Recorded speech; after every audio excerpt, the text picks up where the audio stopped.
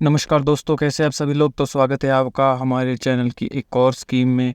आपको पता है हमने एक अभियान शुरू किया है जिसमें हम हिमाचल प्रदेश के हर एक लोगों को जहां तक पॉसिबल हो और जितनी भी हिमाचल प्रदेश की स्कीम्स है, वेलफेयर की स्कीम्स हैं, हम वो हर एक लोग तक पहुंचाना चाहते हैं। तो आज की जो स्कीम है ये थोड़ी सी, मैं कह सकता हूँ कि बहुत अच्छी स्कीम है, लेकिन ये थोड़ी बड़ी भी है, तो आपने बने रहिएगा। इसका आज है पार्ट 1। पार्ट 1 क्यों है, जैसे जैसे आप आगे बढ़ेंगे वीडियो में आपको समझ आएगा। ये सबसे पहले तो ये जानना इम्पोर्टेंट है कि ये स्कीम कहाँ चलाई जा रही है। तो ये चलाई जा रही है श्रम रोजगार कल्याण बोर्ड के द्वारा ये चलाई जा रही है। ये मैं आपको इसलिए बता रहा हूँ क्योंकि ये देखिए, इसमें नीचे लिखा है मैंने, शादी हेतु वित्तीय सहायता, मतलब शादी के लिए ये सहायता प्रोवाइड कर रही है स्कीम। लेकिन अगर आपने पहले भी वीडियोस देखी है तो आपको पता होगा कि सोशल जस्टिस एंड एम्पावरमेंट जो डिपार्टमेंट है उसका एक और डिपार्टमेंट है, सहयोगी डिपार्टमेंट, WCD, जिसे कहते हैं वुमेन एंड चाइल्ड डेवलपमेंट। वो भी एक डिपार्टमेंट है, वहाँ से भी शगुन योजना और कन्यादान योजना चली हुई है जिससे शादी के लिए वित्तीय सहायता मिलती है।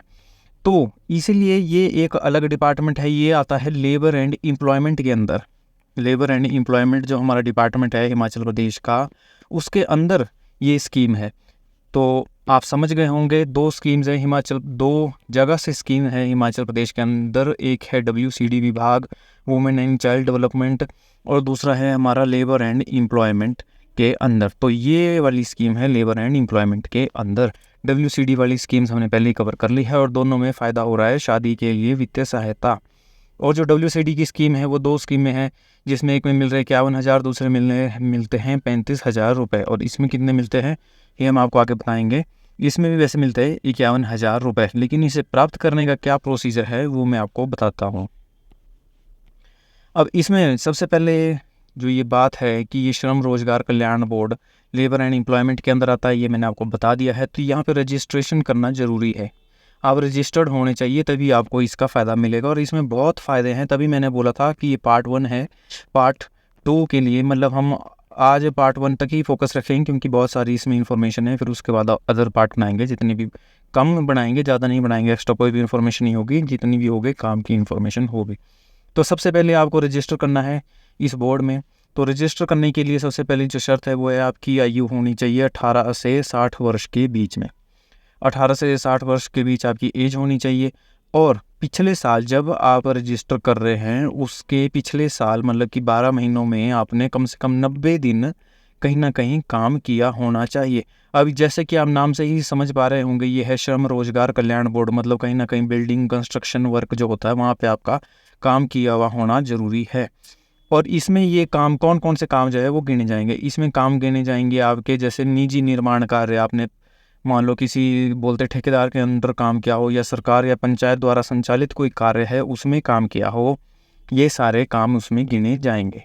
नेक्स्ट है, इसमें जो नेक्स्ट कंडीशन है वो ये है कि जो 90 दिन या 90 से ज़्यादा दिन जितने भी दिन आपने काम किया है उसकी पर्ची होनी चाहिए आपके पास। वो आपको पर्ची सबमिट करनी होगी, जमा करवानी होगी जब आप पंजीकरण करवाएंगे। तो अब ये पर्ची कहाँ से मिलेगी आपको? ये पर्ची मिलेगी आपको ठेकेदार के द्वारा, जो जिसके अंडर आप काम कर रहे हैं, या वो मैं आपको बताऊंगा कि और कहाँ कहाँ से आपको ये पर्ची मिल सकती है। फिलहाल इसमें ये है कि आपको पर्ची जमा करवानी होगी। और बाद में इसमें जो है प्रथम वर्ष के बाद भी जब आप रजिस्टर करेंगे फर्स्ट ईयर, तो उसके बाद भी अगर आपको उसका फ़ायदे उठाने हैं इस बोर्ड से, श्रम रोजगार कल्याण बोर्ड से अगर आपको फ़ायदे उठाने हैं तो उसमें आपको रजिस्टर दोबारा करते रहना पड़ेगा और हर साल आपको 90 दिन की काम की पर्ची बताते रहना पड़ेगा। अब नेक्स्ट है आपका, अब इसमें कैसे आप जो है रजिस्टर कर सकते हैं। 2 पासपोर्ट साइज़ फ़ोटो चाहिए और आपको आयु प्रमाण पत्र चाहिए, जिसके लिए आपका कह सकते हैं कि 10th का सर्टिफिकेट भी चल पड़ेगा, या फिर स्कूल लिविंग सर्टिफिकेट जिसे हम कहते हैं स्कूल छोड़ने का प्रमाण पत्र, या वो भी चल पड़ेगा। और इसके अलावा आपको चाहिए होगा आपका ड्राइविंग लाइसेंस, या कह सकते हैं आपका वोटर ID या आधार कार्ड या परिवार रजिस्टर, इनमें से कोई एक। ठीक है, फिर है नेक्स्ट हमारे पास। अब इसमें यह है जैसे कि मैंने आपको बताया था कि आपको पर्ची देनी पड़ेगी 90 दिनों की, या 90 दिनों से ज़्यादा आपने जो भी काम किया है उसका आपको एक ब्यौरा देना पड़ेगा। वो आप ठेकेदार से प्राप्त कर सकते हैं पर्ची। मान लो आपका ठेकेदार रजिस्टर्ड नहीं है तो फिर आप जहाँ, अगर आप शहरी क्षेत्र में रहते हैं तो जो वार्ड मेंबर या पार्षद होता है उससे भी आप रिटर्न में ले सकते हैं। और अगर आप ग्राम पंचायत में रहते हैं, गांव के इलाके में रहते हैं, तो आप जो पंचायत सेक्रेटरी होता है वहाँ से भी ये लिखवा के ला सकते हैं। तो जब मैंने ऊपर कहा था कि पर्ची कहाँ से मिलेगी, तो ये पर्चियाँ आपको यहाँ से मिल सकती है। पर्ची मतलब ये एक तरीके का सर्टिफिकेट है कि आपने काम किया है। नेक्स्ट हमारे पास कि अब इसमें पंजीकरण फ़ीस मतलब कि रजिस्ट्रेशन फ़ीस है सिर्फ ₹1। पहले साल में आपको सिर्फ 1 टाइम देनी है रजिस्ट्रेशन फ़ीस, ₹1 आपको देनी है। फिर उसके बाद आपको क्या करना है कि अगर आपने योजना का लाभ उठाना है लगातार, तो आपको ₹9 जमा करवाने पड़ेंगे, जिसे कि अंशदान कहते हैं। अंशदान आपको ₹9 जमा करवाना पड़ेगा, जो कि आपको 3 साल के लिए वैलिड रहेगा। मतलब आपको कोई भी स्कीम का फ़ायदा इसमें अगर उठाना है श्रम रोजगार कल्याण बोर्ड में, तो आपको ये फ़ीस ₹9 की जमा करवानी ज़रूरी है, और ये आपकी रहेगी वैलिड 3 साल के लिए। और अगले 3 साल के बाद आपको ₹15 जमा करवाने होंगे। और साथ ही 90 दिन, हर साल आपको 90 दिन का जो आपने काम किया है उसकी एक पर्ची, जिसे हम कह सकते हैं सर्टिफिकेट भी कह सकते हैं, पर्ची कह सकते हैं, वो कार्यालय में जमा करवाना होगा। इससे आपकी रजिस्ट्रेशन बनी रहेगी कि आप अभी भी इस श्रम रोजगार कल्याण बोर्ड में आप मतलब रजिस्टर्ड रहेंगे। तो आई होप आपको समझ आ गया होगा। इसमें कुल मिला के बात ये है, जो दिहाड़ी मजदूर होते हैं उनके लिए ये स्कीम्स चलाई गई है। हर साल उनको कम से कम 90 दिन काम करना होगा, और उसकी सर्टिफिकेट ठेकेदार से या जो भी मैंने आपको बताया पार्षद से या पंचायत सेक्रेटरी से लिखवा के जमा करवाना होगा। आयु आपको बताई है मैंने 18 से 60 साल के बीच है। तो अब आप कह सकते हैं कि अप्लाई कहाँ करना है। अप्लाई करना है आपको लेबर एंड एम्प्लॉयमेंट का ऑफिस होता है, या तो आप वहाँ अप्लाई कर सकते हैं, या फिर इसमें आप बहुत अच्छी बात ये है कि आप ऑनलाइन भी हर चीज़ को अप्लाई कर सकते हैं। तो ऑनलाइन आपको करना है इस वेबसाइट में जाके अप्लाई, जो मैंने यहाँ पे मेंशन की हुई है। और अगर आपको ऑफलाइन अप्लाई करना है तो लेबर एंड एम्प्लॉयमेंट ऑफिस जो भी आपका नज़दीकी होगा वहाँ पे जाके आप अप्लाई कर सकते हो। और ईच एंड एवरीथिंग, हर एक फॉर्म ऑनलाइन अवेलेबल है इस वेबसाइट में, जो यहाँ पे मेंशन की हुई है। बेनिफिट आपको मैंने बता ही दिया। बेनिफिट है इसमें ₹51,000 आपको आपकी बेटी की शादी के लिए दिया जाएगा।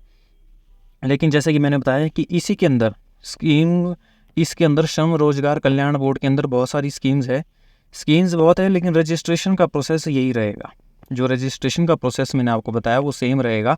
इसलिए जो अब नेक्स्ट वीडियोस होगी उसमें जो हम आगामी जो स्कीम्स होगी उसे कवर करेंगे, जो आपको लेबर एंड एम्प्लॉयमेंट डिपार्टमेंट से श्रम रोजगार कल्याण बोर्ड जिसके अंदर आता है, उसमें जो भी स्कीम्स बची है वो हम नेक्स्ट वीडियो में कवर करेंगे। रजिस्ट्रेशन का प्रोसेस यही रहेगा। तो आई होप आपको सब समझ आ गया होगा।